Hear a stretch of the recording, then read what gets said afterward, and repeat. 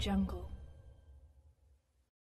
Bonjour à toutes, bonjour à tous. Merci de faire le choix de Sport FM, la radio qui mouille le maillot. Merci de commencer la nouvelle semaine avec la référence sportive. Très heureux de vous retrouver pour cette nouvelle aventure. Eh bien, nous parlons reprise du championnat national de football féminin de première division. Phase retour, une 6e journée marquée par le carton de Bella FC devant Jara Football Club, 8-0 s'il vous plaît. Le leader de la poule B, Djabir, corrigé par Gazelle. 1-6 dans la poule A. Amis du monde reste solide. Atleta gagne face à Biliva 4-1. On fait le point dans cette émission. Préparatif CHAN Algérie 2023. Un nouveau regroupement de la sélection locale. Travail physique, philosophie de jeu, travail technico-tactique. C'est le programme de ce stage d'une, on va dire, dizaine de jours. Jonas Kokou-Komlan, le sélectionneur des éperviers locaux. Nous parlons naturellement, moi, Dr Kaolo, avec la dernière fois la conférence de presse animée par Messa Niamé, là-bas devant la presse. Et ensuite, on va se projeter sur le prochain tournoi, Dr Kaolo, qui arrive à partir du 1er août prochain. Sadio Mané, meilleur joueur africain de l'année. L'Afrique du Sud couronnée pour la première fois à la CAN des dames au Maroc. Les Banyana dominent les Lions de l'Atlas 2-1 en finale de la compétition dingue de sport de ce 25 juillet 2022. Invite Angelo Folikwe, Latif Yorouma de la rédaction de Sport FM, Elias Badegbe, il est le président du comité d'organisation du tournoi, Dr Kaolo, dingue de sport, mise en onde Anas PM. La vidéo, comme toujours, c'est l'affaire d'Eloma Dovon ou bien Surfon et l'homme, comme vous voulez. Moi, je suis Franck Nouniama. Bonne arrivée. Merci de choisir Sport FM, la radio qui mouille le maillot. Merci de nous faire confiance.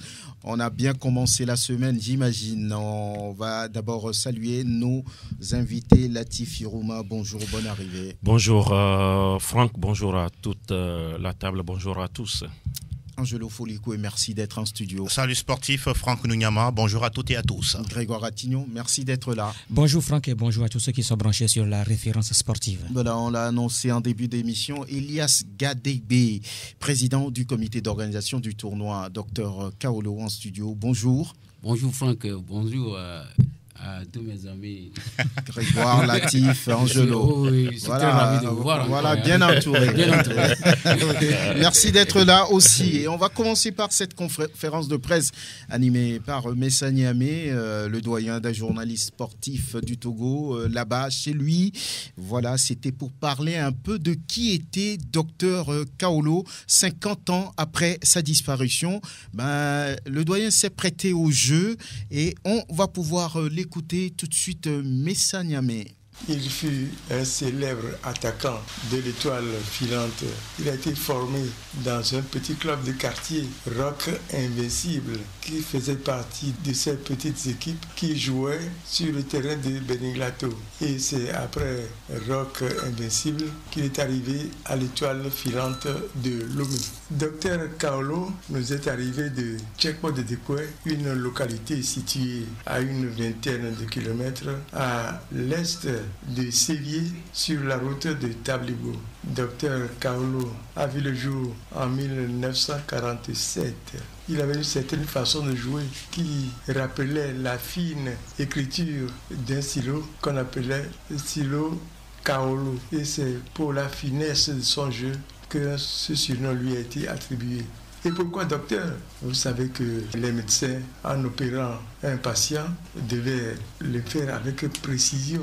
Et les précisions avec lesquelles Kaolo adressait le ballon à ses adversaires ou avec lesquelles il driblait ses adversaires, eh bien, ces précisions étaient comparées au coup du bistouri du médecin. Et c'est là son surnom de docteur. Voilà, vous avez tout compris maintenant. Ceux qui ne connaissent pas un peu l'histoire de Dr Kaolo, disparu trop tôt, seulement à 25 ans, de retour de la CAN 1972, la première CAN du Togo d'ailleurs. Voilà, Messa Niamé qui s'est prêté au jeu, Angelo Folico, et vous y étiez. Oui, c'est avec plaisir certainement que Messa Niamé a pu parler de ce virtuose. Oui, effectivement, sans langue de bois, il a été d'abord très enthousiaste et très heureux de retrouver la jeune génération de journalistes sportifs que nous sommes, même si après il y a eu les doyens Mana Palanga et puis Yanglob Egbebo Amavi qui sont arrivés pour être aux côtés de lui, tout comme les dirigeants de l'Étoile filante, notamment le président Tété Wilson Bahoun. C'était également une cérémonie ou une conférence de presse empreinte de beaucoup d'émotions.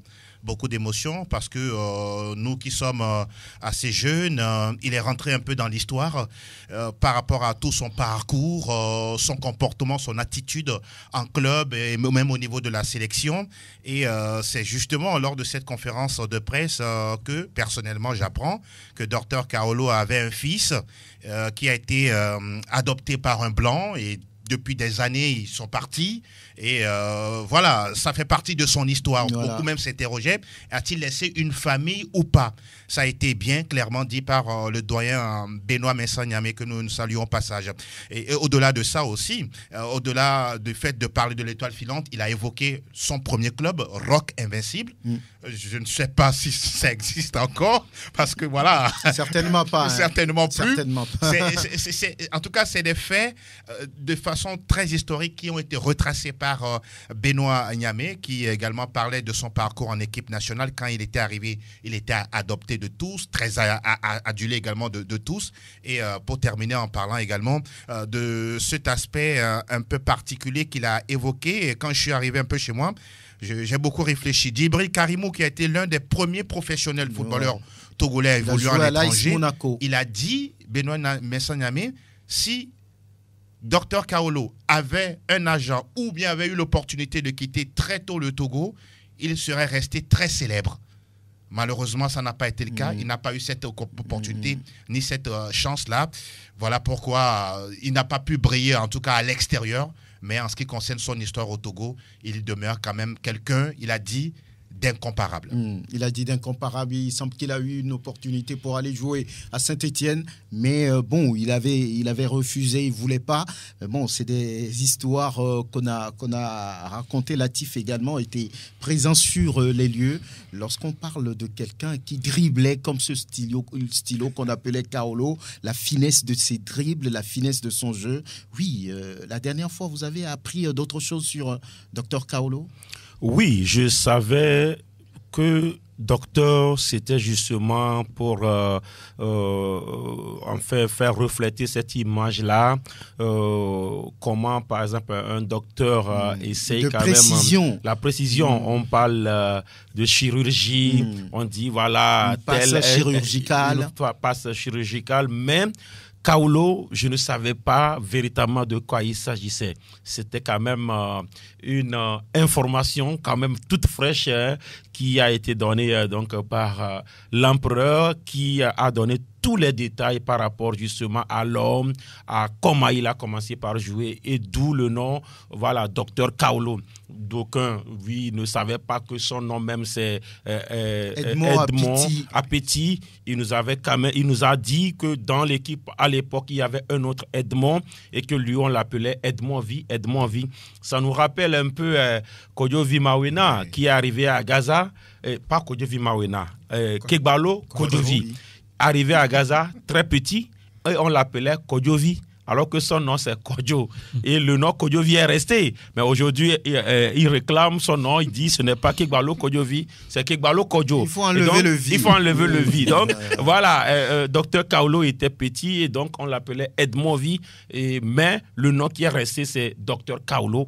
Pourquoi on l'appelait comme ça? Donc, toutes ces informations ont été données. Je crois quand même que nous avons encore cette chance-là d'avoir des gens comme Messa Niamé. Maintenant, malheureusement, nous n'avons pas eu la chance de garder Dr Kaolo jusqu'à ce jour-là. Il aurait pu, lui également, nous conter, en tout cas, autre histoire parlant du football. Mais c'est ça aussi, la vie. Aujourd'hui, il n'est plus de ce monde, mais il reste toujours vivant.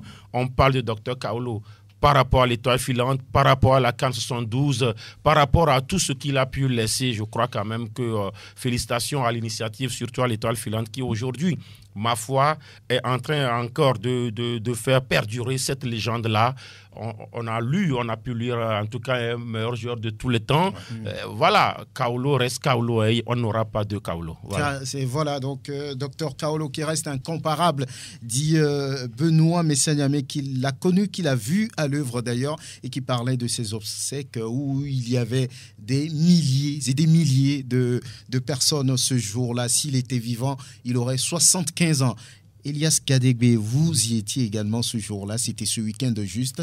Oui, Dr Kaolo, oui, certainement qu'il vous disait pleinement de choses, mais avec la conférence de la dernière fois, vous avez certainement noté beaucoup plus de choses. Merci, M. Franck, merci à Latif et mon frère Angelo. Oui.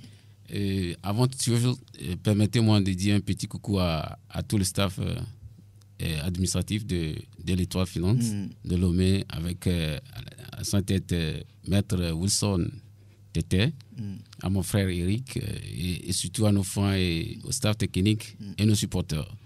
Et oui, nous étions là-bas. C'était une histoire très très très émotionnelle. J'avais des frissons tout au long de cette histoire, de cette conférence. De cette conférence en fait.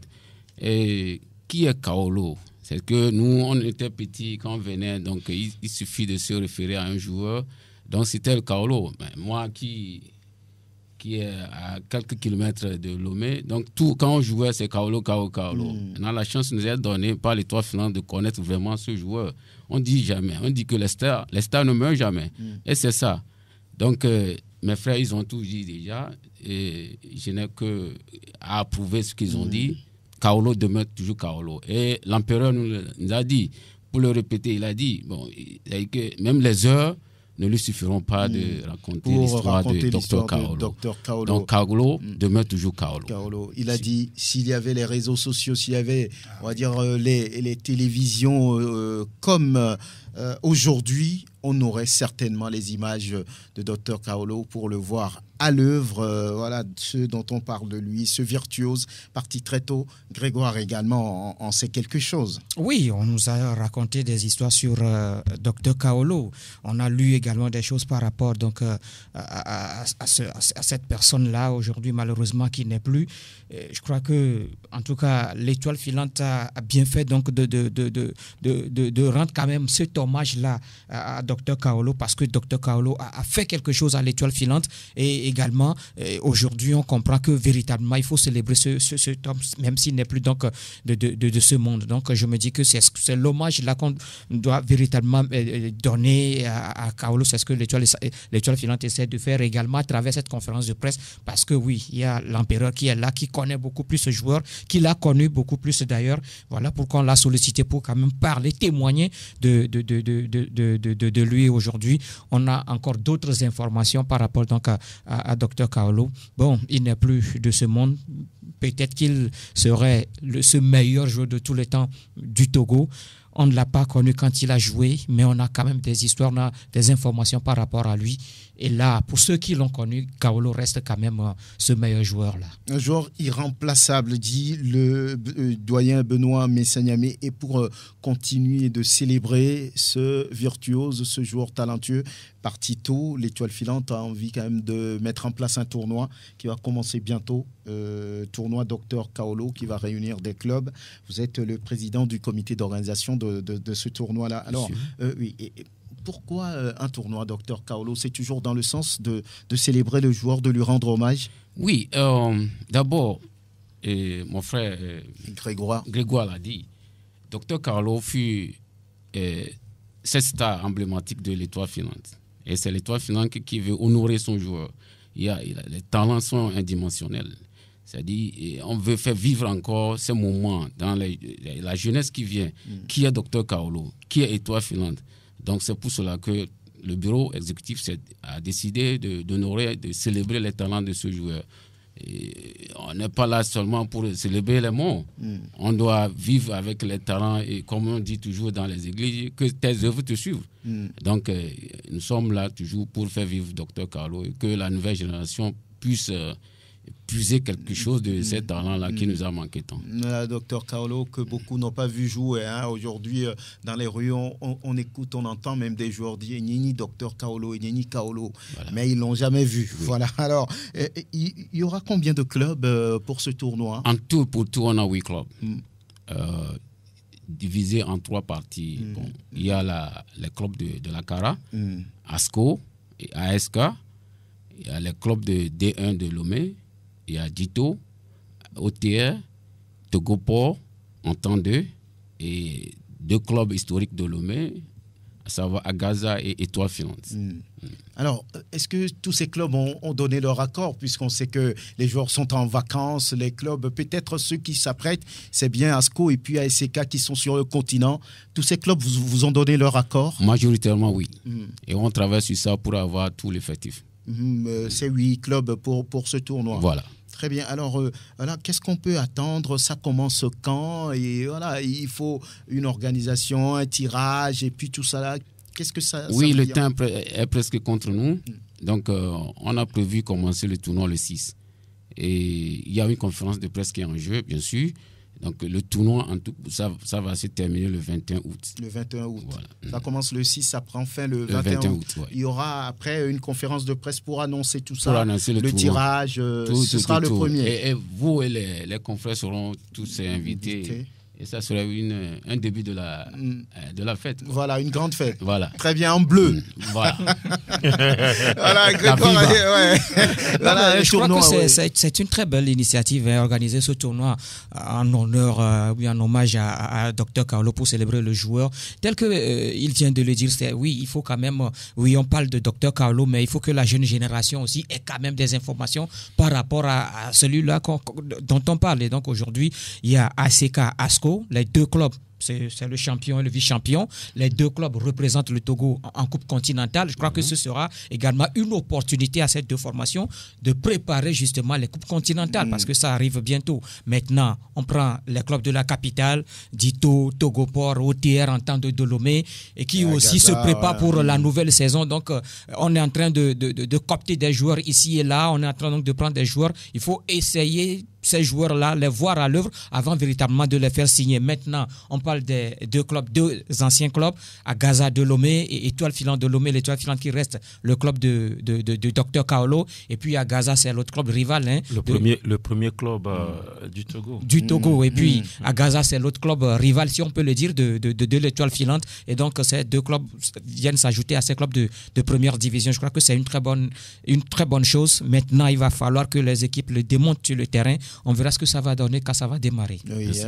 Oui, Latif. Oui, moi je crois que c'est une très bonne initiative de la part de l'Étoile Filante. Grégoire le disait, ASCO ASK, c'est quand même des clubs aujourd'hui, les têtes de pont. Donc lorsqu'on parle du football togolais. Le champion et le vice-champion. Voilà, ça va permettre quand même à ces 2 clubs aussi qui ont fait des recrutements de se préparer pour le continent.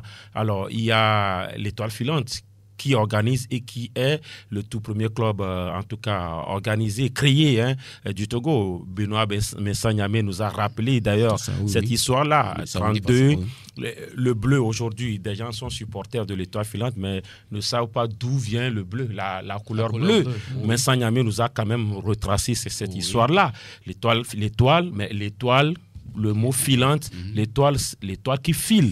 L'étoile file où? Dans le ciel. Le ciel a quelle couleur? Voilà. Le bleu. C'est de là qu'est venue la couleur bleue. Il y a Agaza qui reste quand même un club historique du Togo parlant de tout.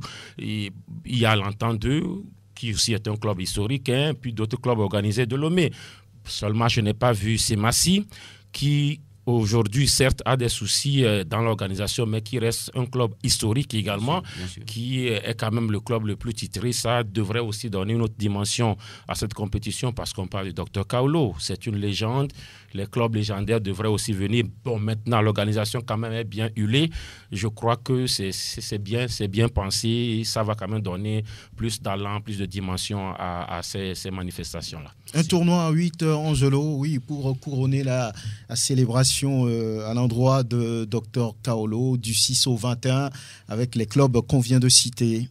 Il n'y a rien à dire, en plus de ce que les confrères ont dit, jusqu'on attend du spectacle. Hein. Ouais. Je pense que si ça va être une compétition réussie, ça dépendra d'une communication superbement soutenue. Je pèse bien mes mots. Vous êtes là. Que... oui, mais nous faisons souvent notre travail. Hein. Non, donc, vous êtes voilà. les grands calibres que nous avons. Hein. Voilà, Non, donc, quoi qu'on dise, vous savez quoi faire pour justement permettre à ce que le public, parce que sincèrement, il y a parmi nous, en tant que journalistes, qui ne connaissent pas Kaolo. Oui.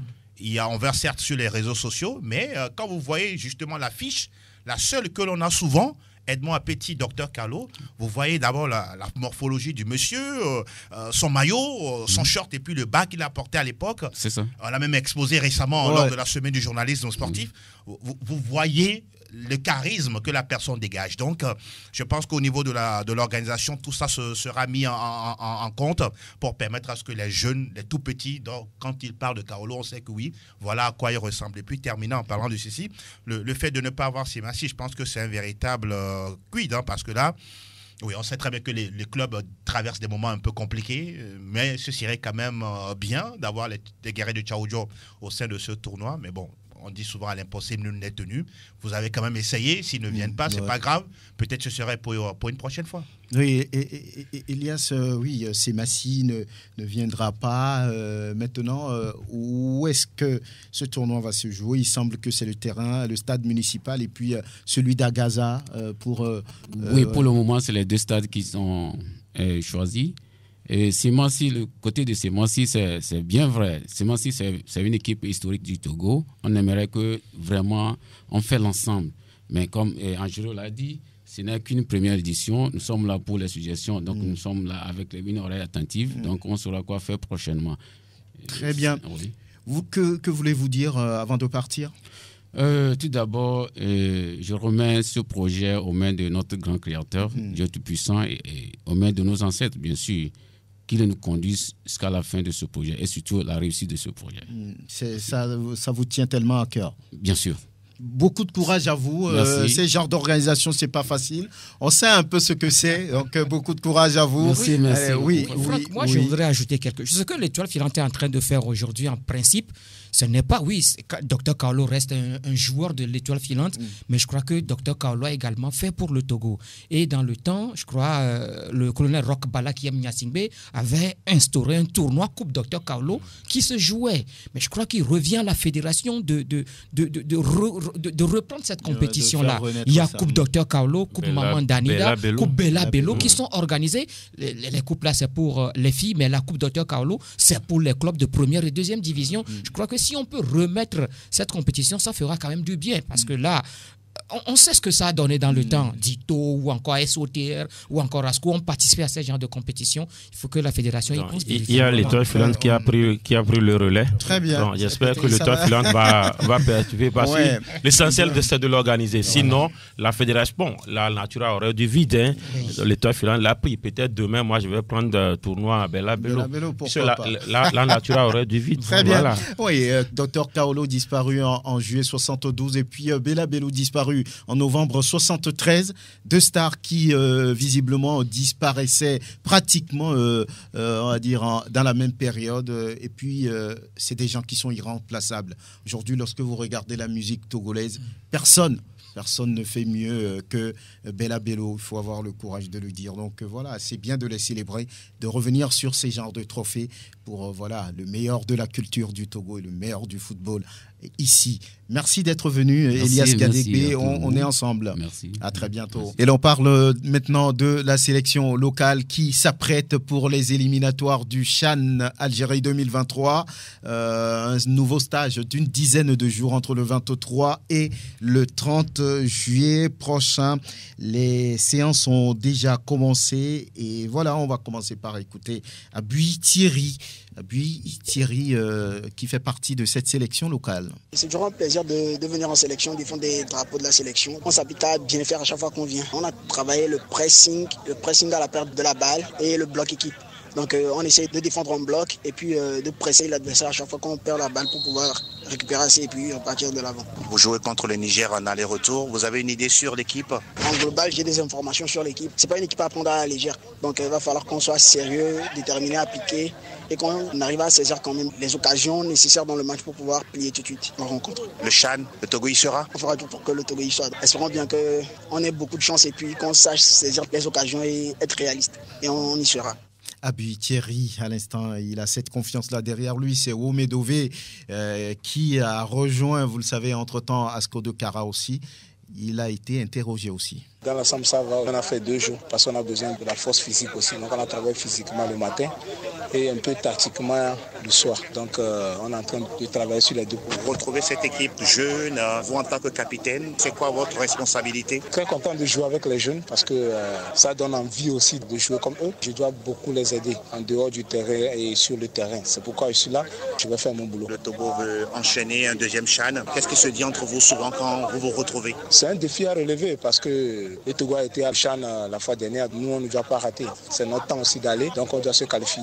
Cet adversaire à venir, le Niger, vous avez une idée sur le profil de l'adversaire? Bien sûr, le dernier CHAN, ils ont été en quart de finale, donc ce n'est pas une équipe à négliger. Beaucoup de joueurs locaux jouent dans l'équipe nationale A, donc ils ont plus d'expérience, donc on va la prendre au sérieux, on va continuer à travailler pour ça. Omedové, le joueur d'Asko de Kara, qui a tout touché. Il a touché tous les aspects. Il connaît bien le Niger. Voilà, des joueurs très athlétiques qui évoluent avec la sélection Fagnon de ce pays-là. Ça veut dire que ce ne sera pas du gâteau pour eux. Il le sait. Il va falloir gagner ou bien passer cette étape parce que là, c'est un défi, a-t-il dit. Ils n'ont pas le droit, quelque part, de se louper, Latif. Oui, on a véritablement une pression. On a une pression parce que le Togo sort d'une phase finale de CHAN. Et parce qu'on sort d'une phase finale de CHAN, on se doit quand même d'être aussi au rendez-vous. C'était quand même une participation historique. C'est un peu comme nos dames qui reviennent donc de la CAN. Il ne faudrait pas se louper pour l'édition à venir. Et donc, c'est un peu cela pour le Togo. Sauf que le format qualificatif a changé parce que dans le temps, voilà, ça se disputait à 3 dans la zone du Togo où une équipe est exemptée du premier tour et attend de jouer donc le qualifié du premier tour. Mais là, le Togo devra jouer d'abord en aller-retour contre le Niger. Le Niger qui est habitué quand même de cette compétition, Dové l'a dit, c'est beaucoup plus 60 voire 70% de locaux qui jouent en équipe A. Ce n'est pas le cas pour le Togo. Lorsque vous prenez les 2 derniers matchs de l'équipe nationale Fagnon du Togo, il y a eu un seul joueur local, c'est un gardien. Ça suppose qu'aucun joueur de cet effectif-là n'a eu la chance donc de jouer pour chose. Donc c'est malheureusement la réalité qui est là. Maintenant, on a quand même la chance d'avoir des joueurs qui ont de l'expérience. Omedové a déjà joué la Coupe d'Afrique des Nations et donc a de l'expérience. Il y a quand même des joueurs au sein de cet effectif de Jonas Kokou Komlan qui ont déjà eu à jouer cette première phase finale de CHAN. D'autres ont déjà eu à quand même jouer dans le nid épervier. Je crois que l'assemblage de tout cela va pouvoir quand même aider le Togo à pouvoir se sortir du piège du menant. Sinon, ça reste quand même un client très sérieux. Heureusement que les joueurs quand même le reconnaissent. Oui, Angelo Folikoué, on multiplie les stages, c'est bien. Et il faudra aussi peut-être un match pour mettre véritablement les choses en place.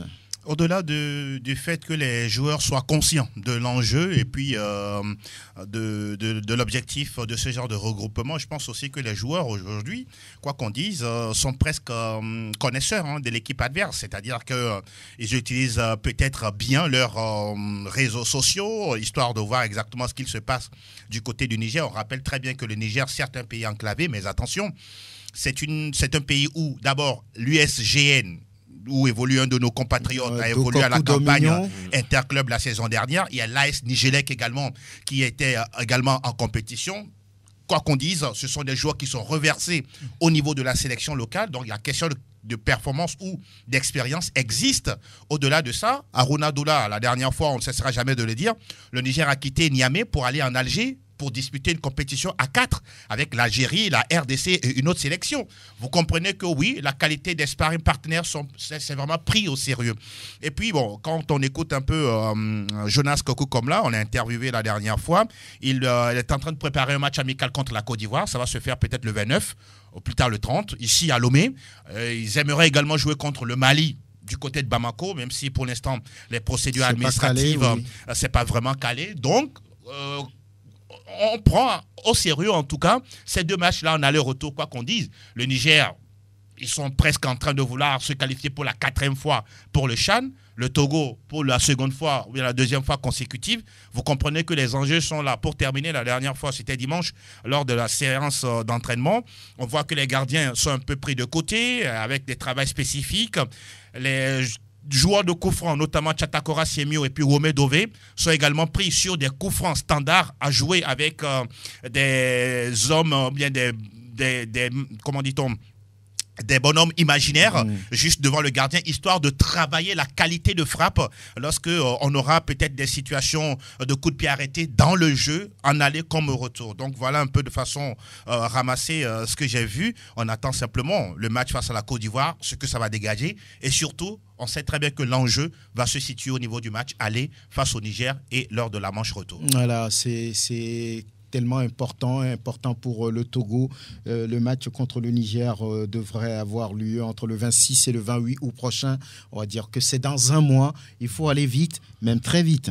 Oui, il faut aller vite et très vite. Et je crois que c'est pour cela que Jonas Kokou, comme l'on multiplie donc ces genres de stages de regroupement. Je crois que par rapport au dernier stage du mois de juin, il y a pratiquement la majorité qui est là. Il n'y a que Idrissou Adji de Tito qui est le nouveau venu donc dans Wome Dove. Wome Dove, c'est vrai que Wome était déjà là, mais entre-temps, il est ressorti. Il est ressorti, donc il est maintenant là. On va voir ce que ça va donner, puisque Angelo vient de parler donc de ce match amical prévu face à la Côte d'Ivoire. Je crois que c'est un véritable match amical qui doit se jouer pour quand même permettre à Jonas de voir la forme de son équipe justement avant de jouer face donc à cette équipe du Niger. On sait que l'objectif aujourd'hui pour le Togo, c'est de se qualifier pour le championnat d'Afrique et des Nations, et ça passe forcément par un bon résultat. C'est ce qui a été fait lors de notre dernière qualification, ou bien cette qualification pour le CHAN. On avait fait quand même un bon match face au Nigeria ici, et on a vu le match retour à la fin parce qu'on s'est bien comporté. On a beaucoup marqué ici à Lomé. C'est ça qui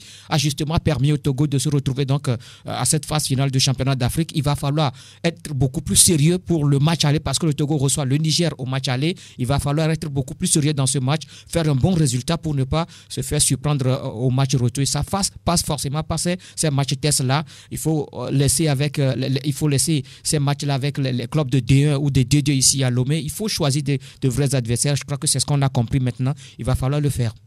Voilà, Jonas Kokou comme là doit être moi je ne voulais pas et je ne veux pas être à sa place, parce que là c'est vous n'aimez pas les défis, c'est ça? Il a l'obligation de pouvoir qualifier le Togo, parce que là, si ce n'est pas le cas, ce ne serait pas bien vu. Beaucoup de courage de toutes les façons à cette équipe nationale locale.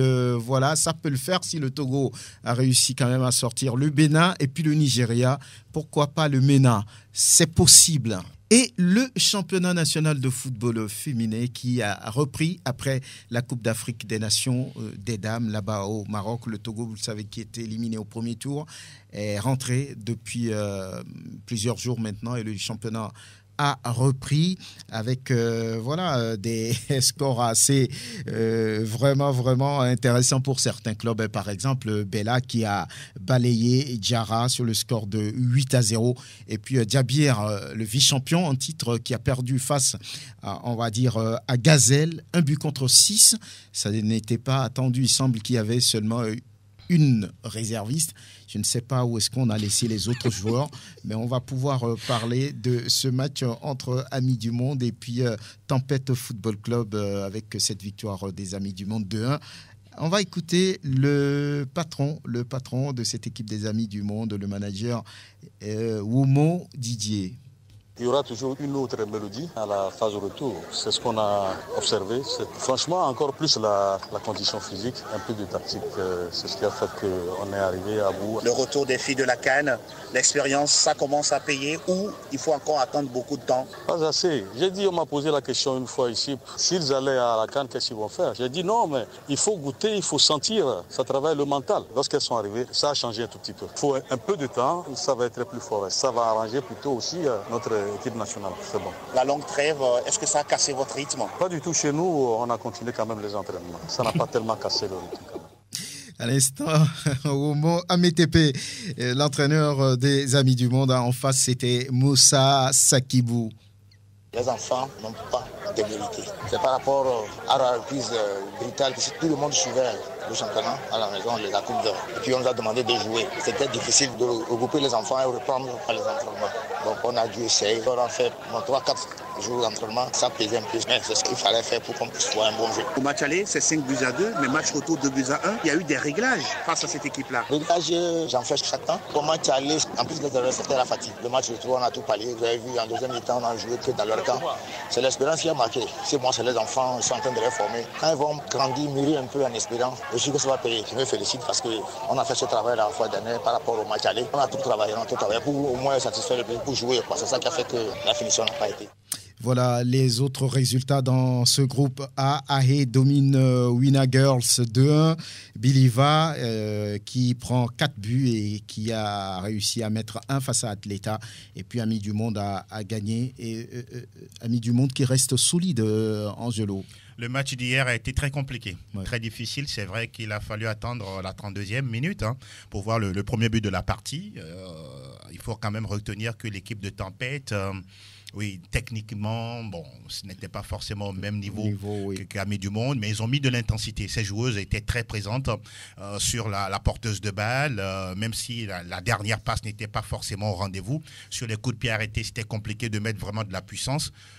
Au finish, on comprend aisément que voilà, la trêve et puis les entraînements qui n'ont pas été faits dans les règles de l'art, tout ça a un peu plombé, en tout cas le physique des joueuses. Côté Amis du Monde, je pense qu'on a simplement essayé de jouer avec l'expérience. 32e, 33e minute, on marque les 2 buts de la partie et puis derrière, on essaie de gérer. C'était compliqué, même si Sama Koudjoukalo, ça sincèrement, oui, on comprend que dans ce championnat, en tout cas pour ce qu'on a vu depuis le début, elle n'a pas d'égal sur la pointe de vitesse, le déplacement, la conduite de balle. Sincèrement, c'est une fille qui est au-dessus. Et quand on sait qu'elle a participé récemment à la dernière CAN, je pense que ça apporte un peu plus à l'équipe d'Amis du Monde. Au-delà de ça, il y a Rifela Dogli, il y a Ella Djankale aussi. Les deux ont été du côté du Maroc. Sauf que beaucoup auraient aimé voir plus de buts. Mais je pense aussi qu'Amis du Monde a pêché. Mais aussi, en face, il y avait une bonne gardienne, Madison, qui était vraiment en verve, même si sur le premier but, elle s'est un peu fourvoyée. Bon, dernièrement, pour terminer, Amoklou qui prend un but gag, parce que ça, c'est un but gag. On voit Lucie Gantime, je présente mes excuses, parce que hier, on a cru voir Dalmeda Yelevi, mais plutôt c'était Lucie Gantime, qui a travaillé sur le côté, longue balle de 40 mètres, l'aube bien appuyée. On ne sait pas comment elle a pu juger la trajectoire du ballon. Est-ce le soleil présent ou de l'inattention, le ballon qui lui file entre les doigts et bon voilà qui va mourir dans les filets. Est-ce qu'elle ne s'est pas encore remise de sa canne? Point d'interrogation. Donc je pense qu'elle doit être restée encore plus concentrée dans le jeu pour permettre à cette équipe d'Amis du Monde pour faire de meilleurs résultats. En tout cas, 2-1, c'est pas fort payé pour Amis du Monde. Bravo également aux filles de Tempête qui n'ont pas du tout démérité. Ça permet de prendre les 3 points, c'est visiblement l'essentiel pour eux. Et puis Atleta qui se relance, on peut le dire, face à Biliva.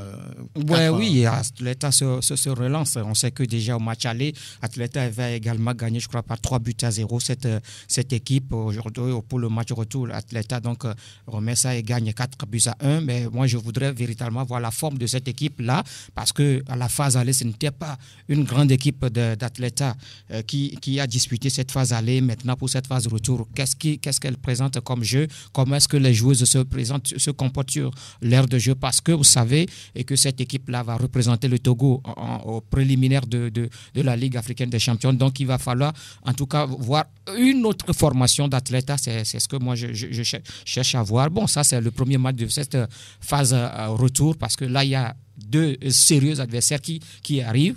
Ces 2 adversaires-là qui ont battu Atleta lors de la phase aller, il s'agit de Amis du Monde et également de Tempête. Il va falloir maintenant faire le résultat face à ces équipes-là si on veut quand même rester parmi les meilleurs qui disputeront les playoffs.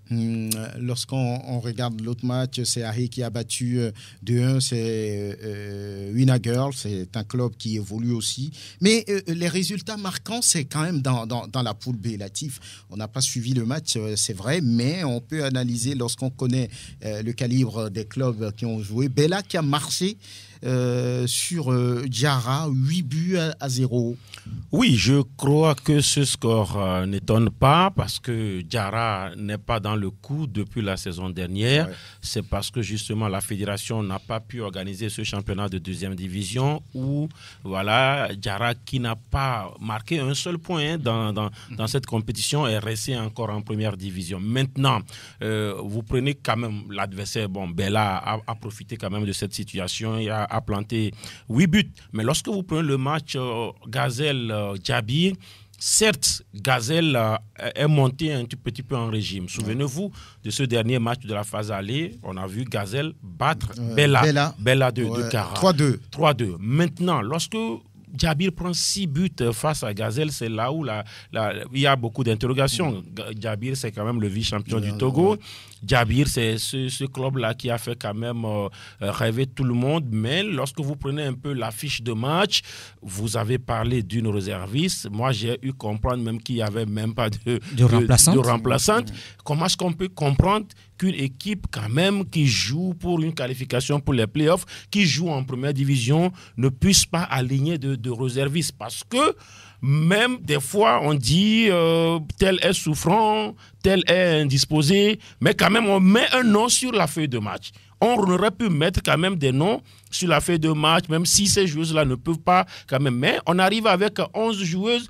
C'est un taxi qu'elles ont pris pour arriver. Mais quand même, si c'est un bus de 15 places, au moins, on aurait pu avoir quand même 13 ou 14 joueuses qui... Donc, moi, je me dis que c'est des soucis qui ont commencé. Et puis, quand vous voyez des noms, les noms des 11 là, il y a beaucoup de noms en résonance ghanéenne, nigériane, des Kouakouchi, des Kouakouché. Bon, quand vous voyez ça, c'est quand même... Je me dis qu'il y a un souci. On a pour finir, vous savez, c'est la phase retour. Et quand il y a une phase retour, la fédération ouvre encore la vanne à quelques réajustements. Peut-être que certaines équipes ont retouché. C'est un peu, par exemple, le cas peut-être de Atleta, qui souvent a cette façon de jouer ces championnats. Commence, quand ça pète, maintenant on renforce. Surtout qu'il y a une coupe continentale ou sous-régionale qui est en jeu. Sûrement que voilà, certaines équipes ont essayé de retoucher. Lorsque vous voyez Étoile féminine également, qui est dans le coup, j'ai envie de dire que voilà, la 2e phase risque d'être intéressante, même s'il ne reste que 4 journées. Même s'il ne reste que 4 journées, ça va bien pour Amis du Monde qui a fait 6 matchs, 6 victoires, 18 points. Voilà, il n'y a pas d'égal dans ce groupe, on va dire. Au niveau de la poule B, on regarde aussi que, oui, même si Djabir a perdu, ils sont toujours en tête, avec suivi de Bella, on va dire. Même Gazelle qui vient, Djabir à 15 points, Gazelle 13 et Bella 12. Ce qui veut dire que la lutte va être très acharnée dans la poule B. En attendant la suite des journées. Voilà, à toi de faire rêver. Et Sadio Mané continue de faire rêver. Et la preuve, il a été élu meilleur joueur de l'année. Angelo Folico, c'est mérité pour lui. Non, il n'y avait même pas de suspense. Il n'y avait même pas de suspense. Je ne sais pas pourquoi ils ont organisé cette cérémonie. Mais on l'a organisé pour lui remettre le trophée. J'aurais aimé qu'on fasse au Sénégal et puis tout le monde se tait. Parce que la dernière fois, oui, ça c'est juste pour pas blaguer. Je pense que c'était nécessaire après 2019. Le temps de Covid a tout bouleversé et donc on n'a plus revu les cérémonies de CAF Awards. C'était quand même magnifique, c'était de voir le parterre de stars ou d'invités qui étaient là. Emmanuel Adebayor, Didier Okocha, que sais-je encore, Samuel Eto'o-Fils. Ils sont nombreux. Ils sont énormément. Ils étaient là tous. Et puis la dernière fois, on a vu Sadio Mané récupérer, je pense, son trophée parce qu'il le méritait. Il n'y a rien à dire. Il a fait gagner le Sénégal pour la première fois. Curieusement, on a toujours pensé que le Sénégal faisait déjà partie des équipes ou des sélections ayant déjà gagné la CAN dans l'histoire, mais non, c'est la première fois, la dernière fois justement qu'ils l'ont remporté, et grâce à Sadio Mané et puis tous ses coéquipiers, et puis voilà ce qu'il a fait également aux côtés de Liverpool. Mais attention, on va peut-être faire un petit débat là-dessus. Beaucoup pensent que c'est parce que Sadio Mané évolue en Europe qu'il gagne le trophée de meilleur joueur africain. Je ne le pense pas. Je pense aujourd'hui que la plupart des critères qui sont mis en place, c'est parce que aujourd'hui, par rapport à son parcours en sélection, quoi qu'on dise, d'abord au niveau des éliminatoires du mondial, on a vu ce que Sadio Mané vaut au sein de la sélection, en écartant même la sélection de Mohamed Salah, l'Égypte. On a vu également comment le Sénégal a souffert lors de la dernière CAN. Et finalement, ils ont tout fait pour remporter ce trophée à la barbe de l'Égypte. Et puis quoi qu'on dise, entre petites guillemets ou entre petites parenthèses, ce qu'il fait avec Liverpool, même s'il a quitté désormais ce club-là, je pense que toutes les planètes étaient alignées pour qu'on puisse lui donner ce trophée. Je pense que sincèrement, il le mérite. Ça lui fait 2 trophées. Loin derrière Samuel Eto'o qui en a 4 et puis Yaya Touré qui en a 4. Donc on attend peut-être le 3e sacre bientôt. Pourquoi pas? Il a les moyens d'aller chercher encore un 3e. Pourquoi pas? On va parler de la CAN remportée finalement par l'Afrique du Sud. Une première pour les Banyana. On attendait peut-être le Nigeria ou bien le Cameroun, mais on n'a pas vu ces 2 sélections. C'est plutôt les Sud-Africaines qui ont brandi le trophée. Oui, au terme d'une finale qui a quand même tenu toutes ses promesses. J'ai été très séduit par l'équipe du Maroc. Quoi qu'on dise, c'est l'Afrique du Sud qui était favorite. L'Afrique du Sud a logiquement remporté, mais lorsque vous voyez un peu le contenu, je crois que le Maroc a quand même essayé de tenir quand même la comparaison, mais au-delà de tout, il y a quand même l'expérience qui a fini par faire la différence. Lorsque vous jouez 5 finales, vous les perdez, quand même, il y a eu une qui va passer et finalement, celle-là a passé. Même si le suspense a été relancé à 10 minutes de la fin de ce match-là, lorsque le Maroc a réduit le score, 0 partout à la mi-temps. Personne n'a cru quand même à ce scénario. Et puis derrière, les 9 minutes additionnelles où le suspense est resté entier jusqu'à la fin. Je crois que ça a été, ma foi, de façon générale, une CAN qui a essayé de redistribuer les cartons. On a vu, pour une première, le Nigeria ne pas disputer la finale, le Nigeria qui ne finit même pas sur le podium, le Cameroun en difficulté. On n'a pas vu quand même l'équipe de la Guinée équatoriale arriver. Et c'était quand même une finale entre une équipe qui n'a jamais joué le 2e tour. Je veux parler donc du Maroc et puis une équipe qui n'a jamais gagné. Je veux parler donc de l'Afrique du Sud. Ça a été quand même une CAN qui a révolutionné beaucoup de choses. Félicitations, Ronald Pedros, le sélectionneur du Maroc, ancien sélectionneur de la Mauritanie. Voilà, et de Lyon, coach de Lyon, coach de Lyon, Lyon Dame, bien sûr. Je crois que son arrivée au Maroc, il a apporté beaucoup par rapport même au binational qu'il a fait revenir, et ça a donné ce que ça a donné, en plus du travail qui se fait par quand même la Fédération royale marocaine avec Far Rabat qui allie 12 joueuses dans quand même cet effectif-là. Far Rabat qui était 3e du tout premier trophée, en tout cas de la toute première Ligue des Champions. Je crois quand même que le Maroc a quand même essayé d'honorer son organisation, mais l'honneur est revenu au Banyana qui logiquement logiquement remporte ce trophée. C'était prévisible parce qu'on a vu une sélection sud-africaine intéressante à tous les niveaux. Elles ont battu le Nigeria.